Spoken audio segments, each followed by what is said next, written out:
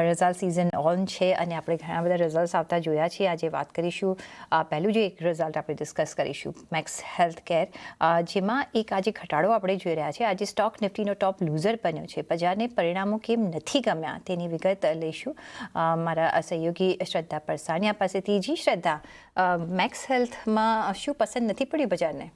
જી good afternoon. તો max હેલ્થની વાત કરીએ તો આપણે સવારથી જે ઘટાડો જોઈ રહ્યા છીએ. હવે કારણોની વાત કરીએ તો જે પરિણામ આવતા જોયા Q4ના, એમાં પરિણામ સુસ્ત રહેતા જોવા મળ્યા છે. આવક જે છે તે અનુમાનથી ઓછી આવતી દેખાઈ રહી છે.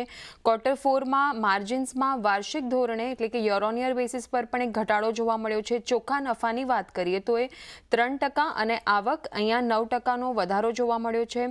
માર્જિન્સ 27%થી ઘટીને 26.8% પર રહેતા જોવા મળ્યા છે. ઓન્કોલોજી કારોબારનો જે હિસ્સો છે એટલે કે માર્કેટ શેર છે તે 26%થી ઘટીને 21% પર રહ્યો છે. હવે આ ઘટાડાનું કારણ એ છે કે અમુક કીમો ડ્રગ્સ બંધ થતાં ઓન્કોલોજી જે સેગમેન્ટ છે એનું માર્કેટ શેર અહીંયાથી આપણને ઘટતું જોવા મળ્યું છે.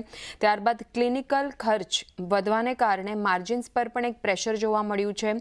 એબિટા પર બેડની વાત કરીએ તો 73.4 લાખ રહ્યું છે, જે ગયા વર્ષે 73.9 લાખ હતું. એટલે કે અહીંયા પણ એક ઘટાડો આપણને જોવા મળ્યો છે યર ઓન યર બેસિસ પર. સાથે જ લખનૌમાં 712 બેડની હોસ્પિટલ માટે કંપની 1400 કરોડનું રોકાણ કરવા જઈ રહી છે. ગ્રોસ ડેટ વધીને એટલે કે ઋણ જે છે તે વધીને 2492 કરોડથી વધીને 2924 કરોડ પર રહેતું જોવા મળ્યું છે. તો મલ્ટિપલ કારણો છે કે જેના લીધે સ્ટોકમાં એક જે માર્કેટને પસંદ નથી પડ્યું અને એટલા માટે સ્ટોકમાં આજે આપણે સવારથી જ એક મોટો ઘટાડો જોઈ રહ્યા છીએ.